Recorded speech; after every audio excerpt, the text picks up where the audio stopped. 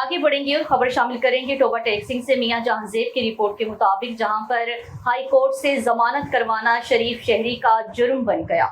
High court से जमानत करवाना शरीफ शहरी का जुर्म बन गया। अदालत आला से जमानत होने के बावजूद थाना सदर चौकी अलहड़ के इंचार्ज सब इंस्पेक्टर जहीर अब्बास की अपने प्राइवेट गनमैन और दीगर साथियों के साथ शहरी के घर रात के वक्त चादर और चारदीवारी का तकद्दुस पामाल करते हुए घर में मौजूद खवातीन के साथ बदतमीजी की। मैं डायरेक्टर भर्ती हुआ हूँ, मेरा कोई कुछ नहीं बिगाड़ सकता। नवाही गांव 395 के रिहायशी फैजुर रहमान ने सहाफियों से गुफ्तगू करते हुए बताया है, 6 जून को मैं अपने घर में सोया हुआ था कि रात 11 बजे के करीब थाना सदर पुलिस का sub inspector Zaheer Abbas, private gunman Shafiq, constable Abdul Ghani Abid और 2 नामालूम पुलिस मुलाजमीन के हमरा चादर और चारदीवारी का तकद्दुस पामाल करते हुए मेरे घर में दाखिल हो गए और घर के दरवाजे तोड़ दिए और गलीज किस्म की गालियां निकालना शुरू कर दी। साहिल ने इसे बताया कि इसने अपने केस की जमानत लाहौर हाई कोर्ट से करवा रखी है, तो सब इंस्पेक्टर जहीर अब्बास सीख पा हो गया और घर में मौजूद खवातीन के साथ इंतहाई बदतमीजी का मुजाहिरा करते हुए घर में मौजूद 2 मोटरसाइकिल, नकदी 45,000 रुपए, 1 अदद मोबाइल मालियती 30,000 रुपए उठाकर ले गए। फैजुर रहमान ने मजीद बताया कि मेरे खिलाफ महकमा वापडा ने एक बिजली चोरी का मुकदमा था जिसकी इसने लाहौर हाई कोर्ट से जमानत करवाई है, जबकि सब इंस्पेक्टर जहीर अब्बास कह रहा था कि जो रकम इसने हाई कोर्ट में खर्च करना है वो इसे दे। जिसी बिना पर सब इंस्पेक्टर जहीर अब्बास ने लाहौर हाई कोर्ट के अहकामात फाड़ते हुए कहने लगा कि मैं किसी अदालत को नहीं मानता और सामान के साथ साथ इसे भी उठाकर थाने में ले गया। भारी रिश्वत के एवज इसे रिहाई मिली।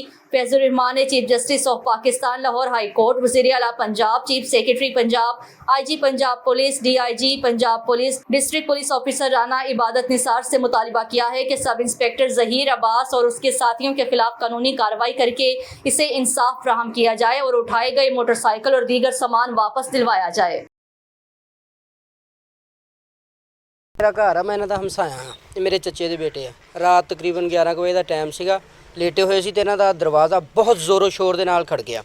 तो मैं क्या भी ये तो खिलाफे मामूल होया, अगे नहीं कदी इदा होया। तो मैं बाहर निकल के देखने की कोशिश की तो पुलिस वाले अंदर दाखिल हो गए, कई दीवारां फलांग के हो गए, जिस तरह भी 1-2 ऊपर चढ़ गए और साडियां बुढ़ियां नूं उन्होंने ना हरासा कर दिता, डराउणा शुरू कर दिता, गलत गलीज अल्फाज इस्तेमाल किए। साडी भैन आई हुई है, एक मेहमान आई हुई है साडे, तो इन्हें उन्होंने कहा भी मैं मेहमान, ये भी उन्हें गंदे और गलीज अल्फाज इस्तेमाल किए और कहता भी मैं हाई कोर्ट नूं नहीं मानदा हैगा, कित्थे आ बंदे तुहाडे, तुसीं डकैतियां करदे, तुसीं चोरियां करदे, फलां करदे, फलां, इत्थे किस्म किस्म के अल्फाज इस्तेमाल करता रहा। फिर इत्थों बाहरला दरवाज़ा खोलिया, साडियां बीबियां नूं कहंदा भी तुसीं अंदर हो जाओ, कहंदियां भी असीं तां अपने दरवाजे अगे खड़ियां, असीं काहतों अंदर हो जाइए।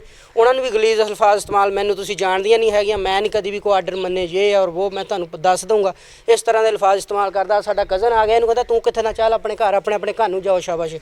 मुड़ के मैं रेंज का अफसर हाँ, मैं किहड़ा कोई इत्थों मेरे फुल लगे, मैं डायरैक्ट इत्थे आया वां, इस तरह के अल्फाज इस्तेमाल करदा इदां अगे नूं चला गया जी।